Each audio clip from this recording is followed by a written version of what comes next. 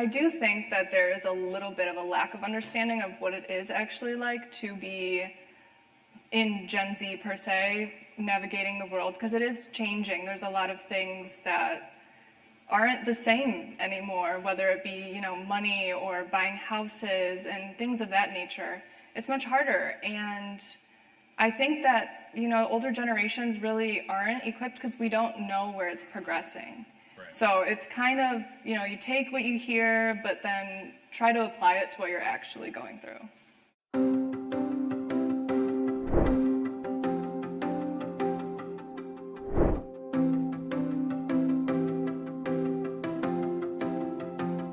Support for this program provided by General Motors and by Bank of America. Additional support provided by these sponsors. Hi, I'm your Future of Work host, Will Glover. Thanks for joining the conversation. Generation Z was born in the mid to late 90s, and some are transitioning from high school to college, while the eldest of the generation have joined the workforce. They've come of age as social media solidified its role in society, political division swept the nation, and a pandemic took them out of school and away from their peers. Recently, I sat down with 3 Gen Z panelists in front of a live audience at the Marygrove Conservancy to talk about their career paths, their optimism, whether they're staying in Michigan, and more. Enjoy the conversation. We're talking to people who are just graduating high school, who have just graduated, who are in college. So we're all familiar with how complicated, how confusing, how drastically important this journey can be. So my goal is to just get some insight from a generation of people who are going to be our next leaders, our next everything. So to start, I will ask you guys to introduce yourself. We'll start right here. Just tell us your name, what you're studying, and what school you're at. My name is Brooke Snow. I am attending College of Creative Studies in Detroit, Michigan, and my major that I'm changing into is illustration. Okay, cool. I'm Samantha, and I'm thinking of going into mechanical engineering as a major, and I'm also going to Kettering University. Cool. My name is KENDALL Marie. I first went to Grand Valley for pre-med and then shortly dropped out. And now I'm currently at Macomb for welding, so. All right, thank you guys. So we've been having conversations about the generations. We've talked about boomers, we've talked about Gen X, we've talked about millennials, and now we're on to Gen Z. And you guys have had quite the experience over the last few years. I don't think anybody will doubt that. There's been a pandemic, there's been political division, there's been economic strife and unsurety. So before we even get into the future of work conversation, my first question for you guys is, how optimistic are you about your future in general, and how optimistic do you think your peers are? We'll start with you. Well, I would definitely say I was not as optimistic as I am now, my senior year of high school. I was leaving and I knew there was somewhere to go, but I didn't know if I wanted to be there. But I went knowing that I had experience in that area already. And going into illustration and fiber arts. I knew I liked it, but I didn't know if it's something I wanted to pursue. But now that I'm engaging and experiencing at a more professional level, I feel as though this is something I would like to pursue. I do see myself doing this in the future, and I am pretty optimistic of what holds ahead of me. Cool. What about you, Sam? Personally, the future looks pretty optimistic to me. I know a lot of my friends, they also probably feel optimistic. We're all going into good universities, or going into a job or taking a gap year and have a goal for that gap year, want to do entrepreneuring. Everybody's doing their own thing. Everybody's we're done with high school. Let's move on to the future. So it's really, I don't know. Everybody seems happy around. What about you guys? I personally now, with the path that I have taken, I do feel very hopeful, just because there is a large need for trades. However, I know a lot of my friends that are still in university, they are a little bit fearful just because they're not sure what they want to do. Right. And it's hard when you're already going for one thing to then figure out what it is you want to do from there. Yeah, it's kind of having to make the decision whilst in transition, you know, as Right. they say, you're jumping out of a plane and building your parachute on the way down almost. So we're here to talk about the future of work. I'll start with this. In your K-12 educations, you've had science classes, you've had history classes, you've had math classes, you've had all sorts of classes. Have you had any courses that were geared specifically toward you experiencing, learning about, or making any sort of decisions, or aiming you towards any sort of career pathways or anything like that? Kendall, we'll start with you. I went to a private school for high school, and there weren't really any options given to us for trades. It was mainly pushed to do something, whether it was with science, politics, medical, and even in elementary school, middle school, there really was no introduction to anything of trades. Besides middle school, I would say there was like a woodworking shop, but nothing too extensive other than that. Yeah, Sam? I mean, at least at my school, it's like freshman year, and then you get to do a choose your adventure kind of thing. Oh. So there's like a engineering type area, like that you can choose to go into that, and like a bunch of engineering classes open up. Even if you're in engineering, you could take like medical classes, but like you get priority in engineering. Or like you could do, medical, or you could do like business, or communications, or communications in like choose your own adventure, basically. Right. So And- there was some yeah. concentration on like, we'll push you towards these things if you're interested, but you know, there's still options left for you. Yeah, like there's like, I guess like opportunities for people to like intern, or like people to go in person and shadow, or I don't know, more rigorous courses, obviously like APs, or like even going to colleges and taking college courses if you really dig that. Right. But So how do you think that affected your decision? Because you're going to Kettering and you're going to go into mechanical engineering. Do you think that being in that environment helped you make that decision, or helped expose you to the things that got you there? yes, definitely.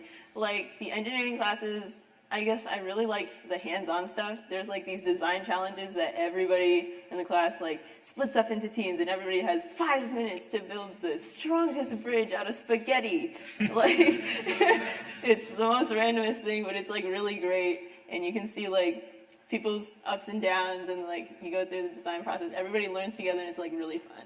Right. So what about you? So the school I went to was still growing as I went there. There weren't too many opportunities for the students who were looking for them up front. They were usually granted or rewarded to the students that they saw were trying or was putting in an effort. They usually found those students and put them in the position to have an option whether they want to continue to study what they would like to go into. Like, they will have other opportunities, such as one that I was granted to be on another show for PBS, but that was out of nowhere, Right. and they just came up to me because they noticed my work ethic. I feel like there's not many opportunities unless we ask for it. I'm really glad that so many people are asking now, because a lot of people in this generation don't really speak up for exactly what they want. Including me sometimes. But yeah, without those opportunities, a lot of us do go into college thinking that college was the only way. Right, kind of like, well, this is the next step. This so is I the guess next that- step. I guess that's what I have I'll to do. just pick a major, and I think I'll like it. So you said you're in illustrating and fiber arts, is that correct? Yes. Did I say that correctly? Yes. Okay, thank you. So what pulled you in that direction? What was it? Was it something in school? Was it something that you saw online? How did you encounter these mediums and make the decision, this is what I want to do? Illustration was mainly because I just found the joy in it. I just personally love doing it on my free time. Whenever I was in class, I was bored to death. I would just doodle something on a paper, just like everyone else, but I wanted to pursue that. I wanted to doodle on papers for the rest of my life. And so, you know, that was how I got into illustration. I found out different mediums and different ways, techniques. Right. And fiber was a hobby that I found during the pandemic, and I've just not let it go because it is such a fun escape. Well, there's a silver lining, I guess you could say. Sam, what about you? Because you already said that at school they were kind of giving you guys these options for different avenues and things like that you could pursue. You said it was hands-on, but is that what was there a moment where you were like working on a spaghetti bridge or, you know, building an Iron Man suit and you were like, this is exactly what I want to do? What was the moment for you?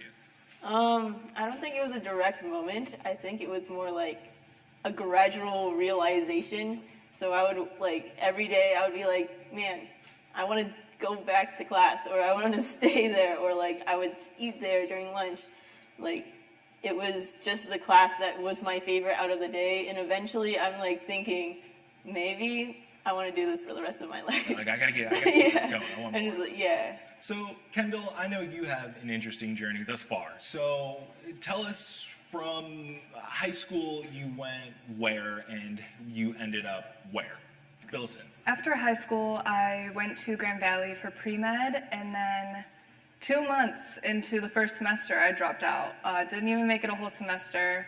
I just knew that I wasn't passionate about it, and it wasn't something I felt called to do. So I took a gap year, essentially, after that, and just kind of explored my own interest. I did a bunch of different things. I thought maybe even I could do nails, did a nail apprenticeship. Wasn't into it, and then I started sewing, and that kind of became my new hobby. And I was like, wow, it'd be really cool if I just like incorporated metal into it somehow.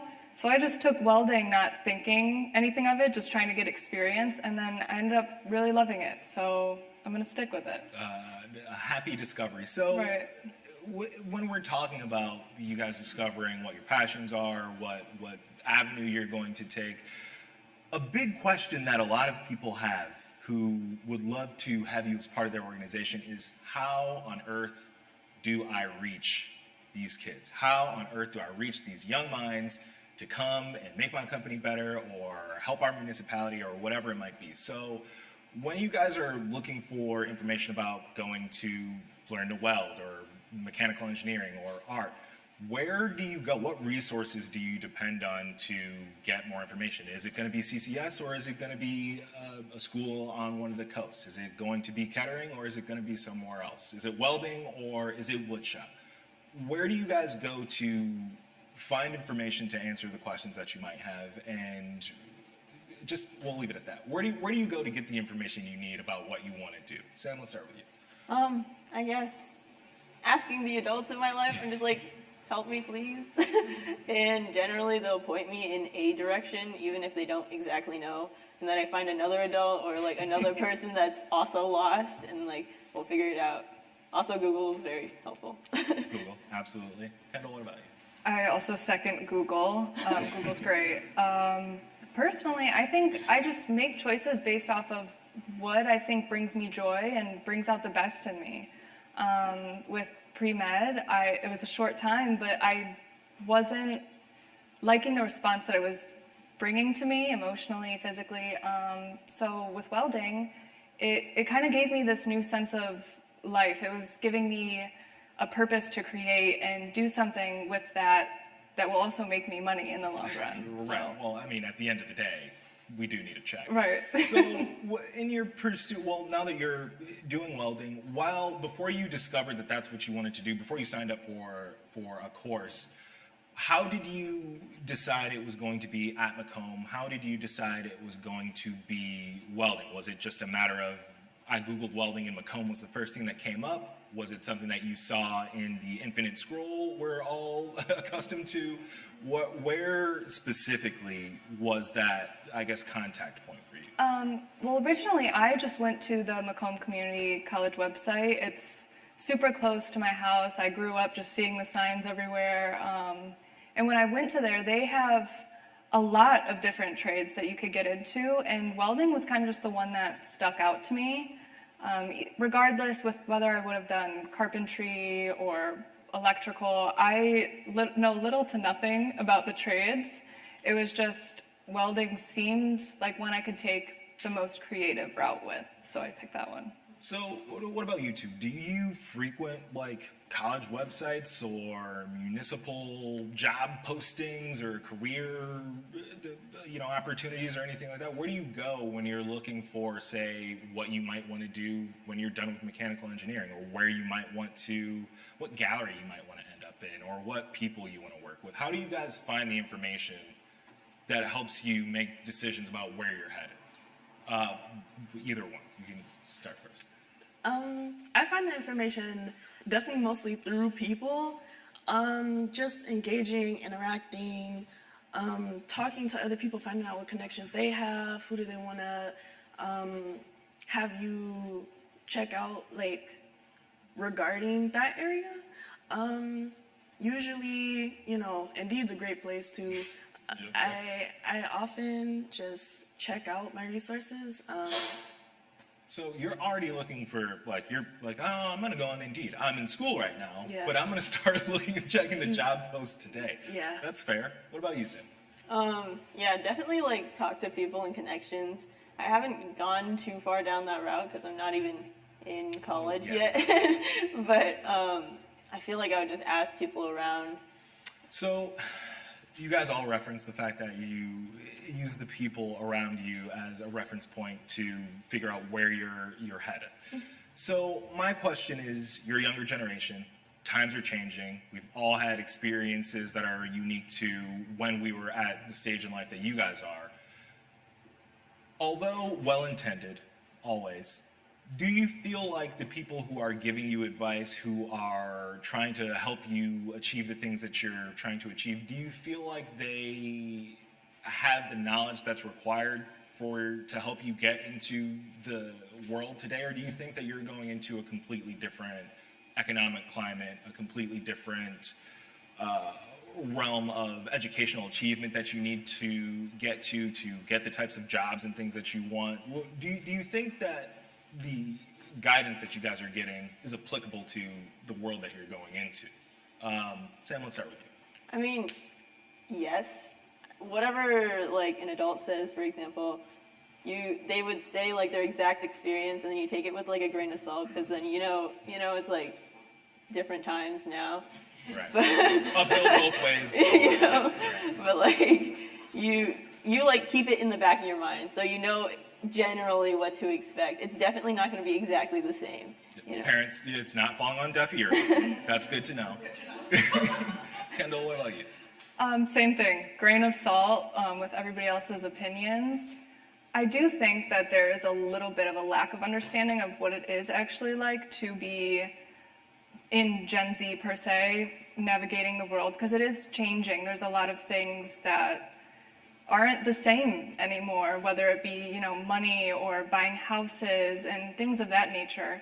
It's much harder, and I think that, older generations really aren't equipped because we don't know where it's progressing. Right. So it's kind of, you take what you hear, but then try to apply it to what you're actually going through. Yeah, what about you? What is your general feeling about the advice that you get and how that translates into the world you're encountering? So I usually, when people give me advice on where to go, I usually don't take it to heart unless they have some experience in that field. And even then, I still don't, hold it down in stone. So right. I go based off my experience, sometimes how I feel. I do research a lot before I do continue in my path.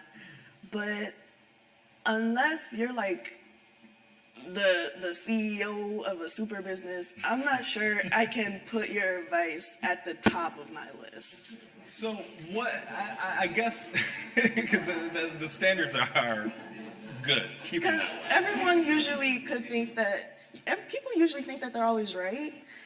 And yes. I often, I have to kind of filter some of the things people tell me. So, yeah. So where do you think the target's not being hit? Where do you guys see that deviation happening? I understand what you're saying, Because the example I always give is, some people will say you need a firm handshake, and you go in, you get your application, you fill it out, you look them in the eye, and we live in a world where they don't have applications in stores, and the person who's hiring you probably isn't going to be there, much less have time to talk to you about it. So those are two things that, like, this is the reality of the world. This is how it used to be done. So is there anything in particular where it's like, yeah, but money just doesn't go that far anymore? Yeah, but the classes don't teach you that anymore. Are there things in particular that you feel you wish you had the information for but didn't when you reached a point of making any sort of decision? Kendall, we'll start with you. Taxes. No knowledge on them really. I'm trying my best out here with TurboTax. Yeah, they really don't teach you that. I feel like it would be really a beneficial thing to incorporate kind of more like self-skill classes where you're just taught how to take care of yourself, honor yourself, learn about things like taxes and just budgeting, all of those types of things that you need in your everyday life.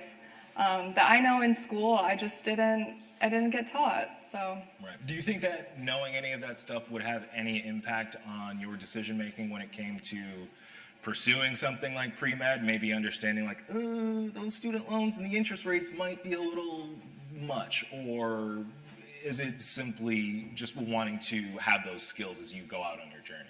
I think it would have helped a lot. Going into it, I was always told to never think about really the monetary value of it, just do what you want to do. You know, if there's debts that you have to pay, you pay them.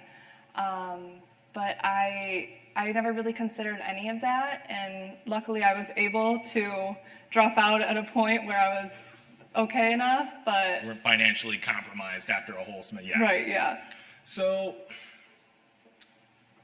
as we're talking about this, one of the things that I'm curious about is when we're looking for career paths, we're trying to make decisions on where to go to college or whether or not we want to change careers. What kind of information, what are the things that you guys are looking for? Like, what didn't click for you? What, made you choose CCS over something else? Like, what information gets you to take a specific path? So was there something specific about CCS that made you want to come there? Was it the campus? Was it the faculty? Was it the reputation, perhaps?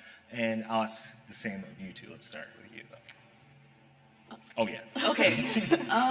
It was the idea of having opportunity and being able to have my life together by the time I finish school, or maybe during. Yeah, it's the idea of being able to be okay and to settle down happy. Yeah. So it was nothing specific about CCS. It was mostly, it's close to home, and it does help me achieve my dream. So, same question for you, Sam. What about, what was it that Kettering had to offer that made you want to choose them in particular? I'm asking because there are a lot of community colleges, regular college institutions that have programs and things like that that are wonderful for getting students from, graduating high school through the program and into a solid career. But an issue that they're running into is making that initial contact and saying, hey, I can get you in here, I can teach you X, Y, and Z, I can make sure the price stays low, I can pay you sometimes the whole time you're doing it, and I'll give you a job at the end of it. They're just not able to find the people they can give that message to. So was there something that Kettering did or that they exemplified that made you say, yes, this is it? I mean, I guess being part of the robotics team, I started seeing like Kettering everywhere, and then every time I saw them, I was like, Kettering?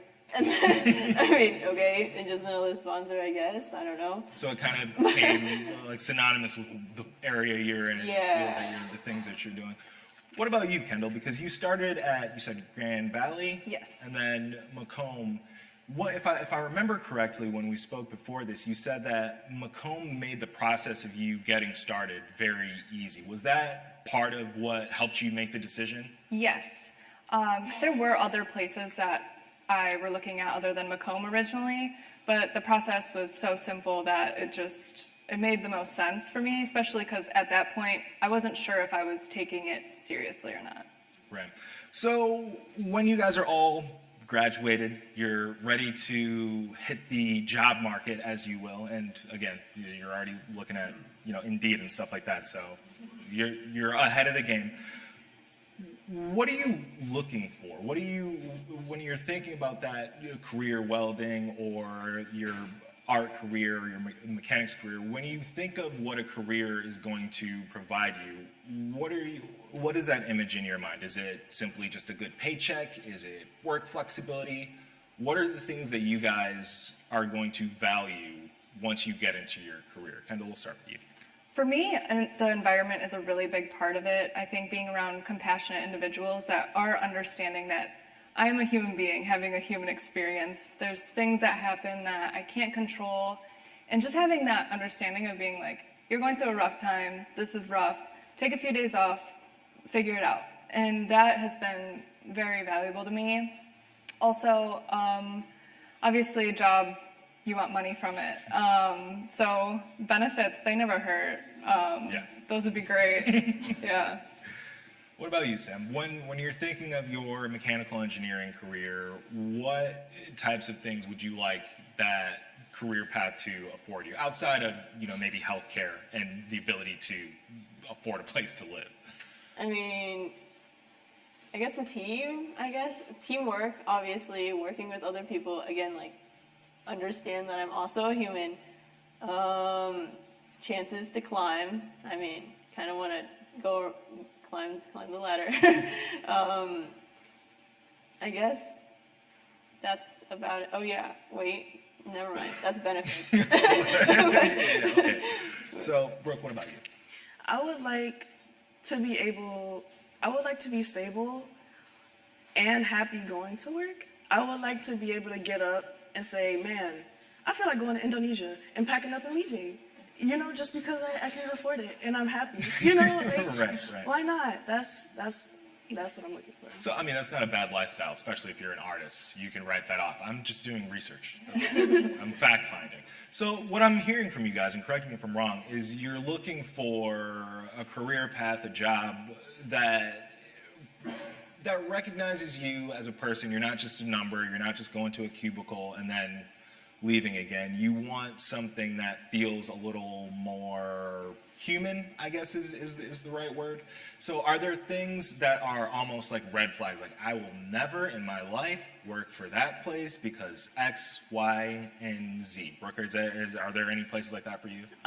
No places that I can name specifically off the top of my head, but you don't have to name names.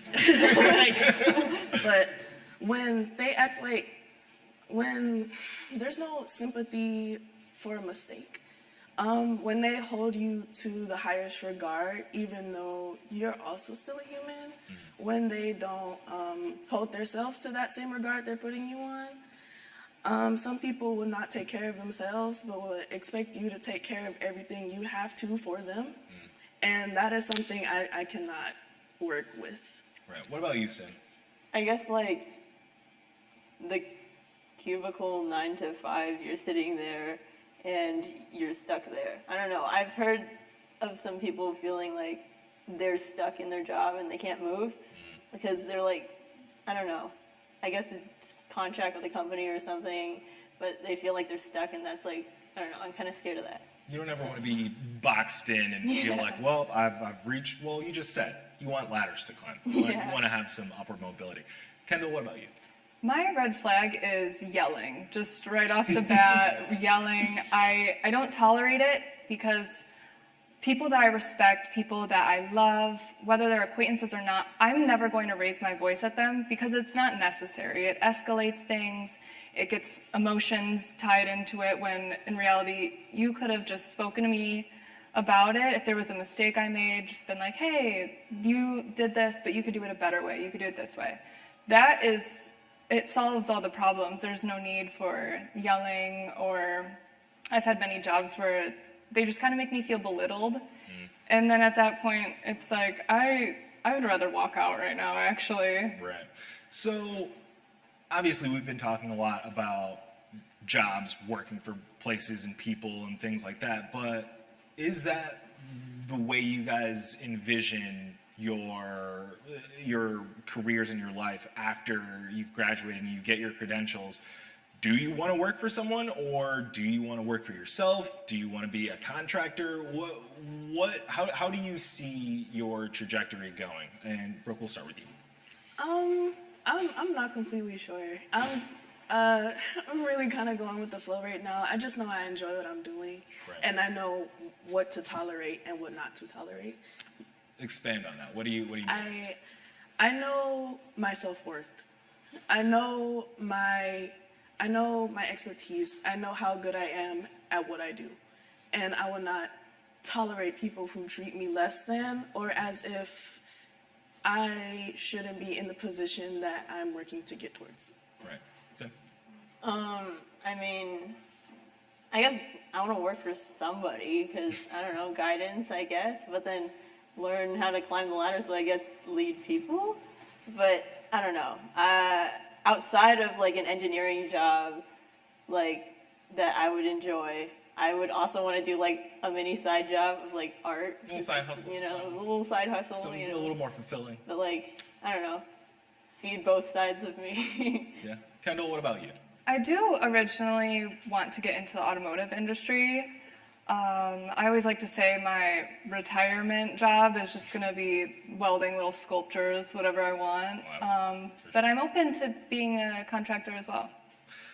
So, again, I just want to double back to this because it's one of the most important things that we talk about in the conversation of the future of work. Because although we talk about generations and what the workforce is going to do, we do have a broader conversation about Michigan as a whole. And one of the issues that we're having is we have these wonderful educational institutions that you guys are all aware of. We have brilliant young minds that attend those places, as you guys are all aware of, and then they leave. And Michigan has been having trouble keeping our population up. We've been having trouble keeping the people that we educate here. So my question to you is, are you guys planning on staying in Michigan once you've graduated? I see you smiling already, so that doesn't bode well. And are your peers going to be staying here? What are the conversations that you guys are hearing amongst your friends? Because a lot of times people will say, you know, as film people all here, we have all had friends who say, yes, I've graduated, I will see you later, I'm going to LA, I'm going to New York, never to be seen again. So we'll start with you. Okay. Detroit is a beautiful place, and it has so many opportunities that I would love to take a part of. But unless you guys can like bend the climate to be a little more warm, like I don't think I can stand any more 6-month winters after I finish college. That's fair. Yeah, but everything here is perfectly fine. I think some of my peers are going to stay, but me, I'm not sure I could stay. Sam, what about you? Because Michigan, obviously, engineering is something that we do better than a lot of people in the world. I'm just putting that out there. I know. Please stay. No, okay. Yeah. What is your thought? I'm definitely gonna stay here in Michigan. Like you said, like Michigan's like so great for engineering. So why would I leave? I don't know. I'm gonna stay. But my friends definitely want to leave. Again, it's out of anybody's control. It's the weather. Is it really that, Kendall? Well, you're next. Is it really the weather? Yes. Yes. There's snow in Yes. New York. There's the California's I'm not on going fire to New half the York. time. I definitely have to go somewhere like in the middle or in the south. I cannot stay up here. Okay, Kendall, are you staying here? No. The matter of factness. So, Yeah. why not? There's a lot of reasons. I feel like it's just because I grew up here. I want to see something different, experience kind of my own story and not just everything I've been around my entire life. And as for my friends, they've either already left Michigan or they are leaving. So is it the same thing? Is it just because people are sick of the snow? somewhat, yeah. Or they're like same situation as me where it's just they don't want to be in their hometown or even the same state as just they've always been. Right. So what other reasons are you guys hearing that your friends want to leave? Because I'm sure, yes, the weather is a factor, but is there anything about the way things are here in Michigan? Because sometimes you hear like, yes, we have an older population. There are, infrastructure issues. You have to own a car if you are going to really be able to participate in most of the things going on. There's a lot of development happening. There's a lot of talk about things happening, but those things take time. So are there any factors like public transit being available or places for people to congregate and hang out that are close and walkable? How does that play into your decision?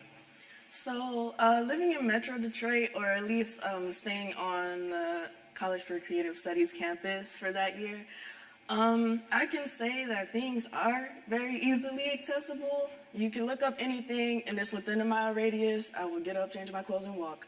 It is very tight, like, area where everything is, and is easily accessible. That is one of the reasons why I would stay. But I think my venture would be more like a leave and come back. Well, that was going to be my next question. Yeah. Are you planning on coming back? Because that is a common thing. Is that something that you're planning, Kendall? Do you want to go, see the world, see what you can do, and then maybe come back home shaking no? No, unfortunately. I do want to move out somewhere like Oregon, Colorado, Seattle, anywhere over there. But then after that, I do eventually want to just leave the country overall and go to another one. That's fair. I get it. So you're going to be here with your friends because you're still a senior in high school, a very, very pivotal moment in life. What are your friends saying about where they're going to college? Are they going to stay there? Are they coming back? What are the game plans that you're hearing about? There's a lot of leave and come back, and there's also just a lot of straight up leave. So it's mostly, I think, just exploration, getting away from everybody that they know, I guess. New beginnings, I guess, start a new path for themselves. Yeah. I mean, at this point, it kind of feels like, I've been here, done that, seen it all. Is there anything that would keep you here, Kendall? What could it be announced tomorrow? Michigan is going to give everyone here $10 million. Would you say that? What is the, I know, the federal budget, it's not going that far. But even for some of your peers, are there things that you guys know, if we had X, Y, or Z, I would be a little more prone to stay here?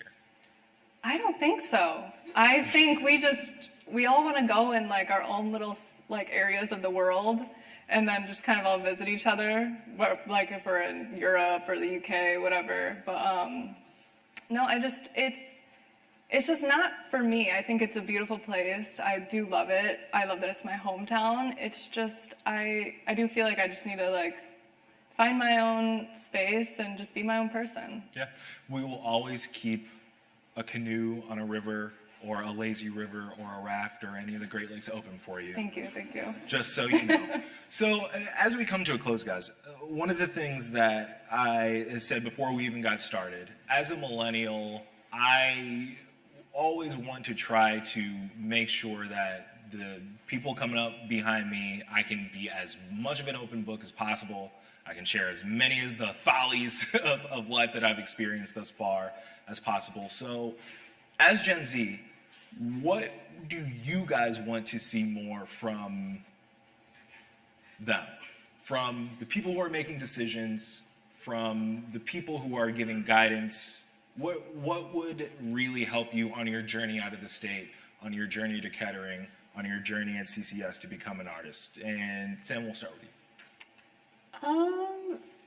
I guess I would say more information.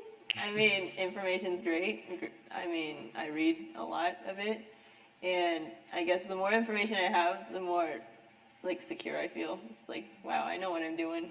Not really, but I can at least tell myself that I do. Hey, a lot of us here are in the same boat. Kendall, what about you?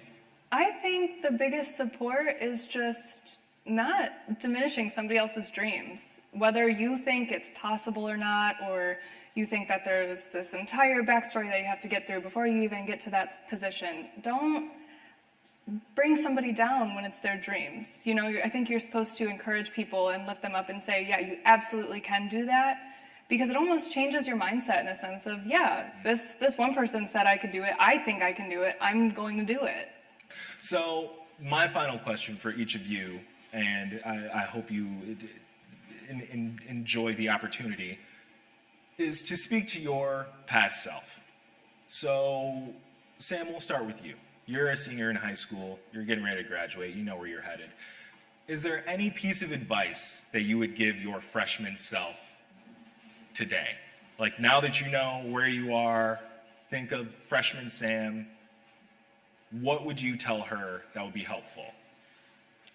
Keep going, I guess. Like, freshman year, I also had kind of the same idea as I do now. Like, I've known since like middle school.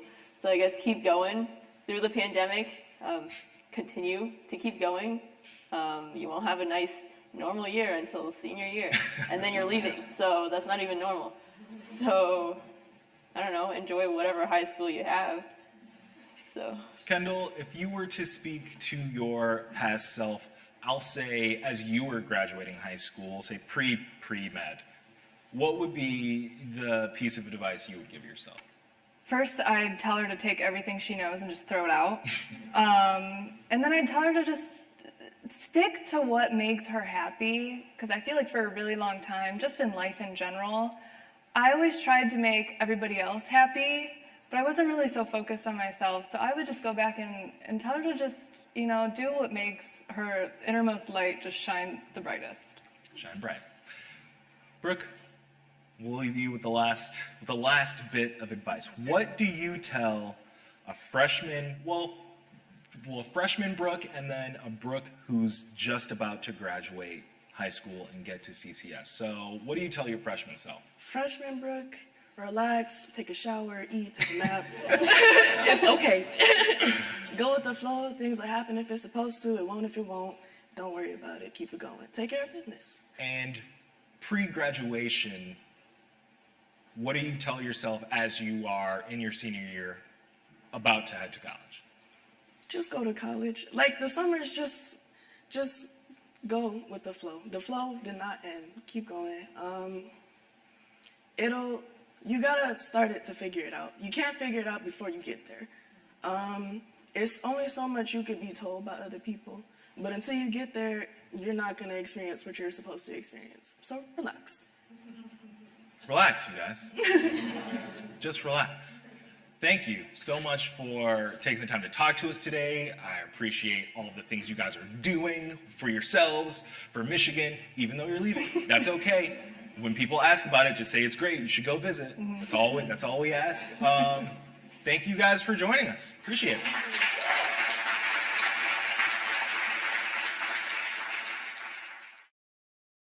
The future of work is a subject matter that our partners at the Michigan Learning Channel also delve into. Here's a preview of their latest series called The Career Center that shows how teens can learn more about finding their dream career. Take a look. Hi, I'm Andrea Pisani. Welcome to the Career Center, where real teens have the chance to explore different career paths and learn about the skills they need to land their dream jobs. We'll take you on the job with true experts in their field to learn about what their work is like and how you can set yourself up for success. Plus, we'll teach you all about the skills it takes to succeed in the 21st century workforce. Join us every Monday at 8 p.m. on the Michigan Learning Channel and at michiganlearning.org. I hope you enjoyed the conversation. You can keep up with me at Will of Michigan, and for more of One Detroit's Future of Work content, go to onedetroitpbs.org. I'm Will Glover, and I'll see you in the future.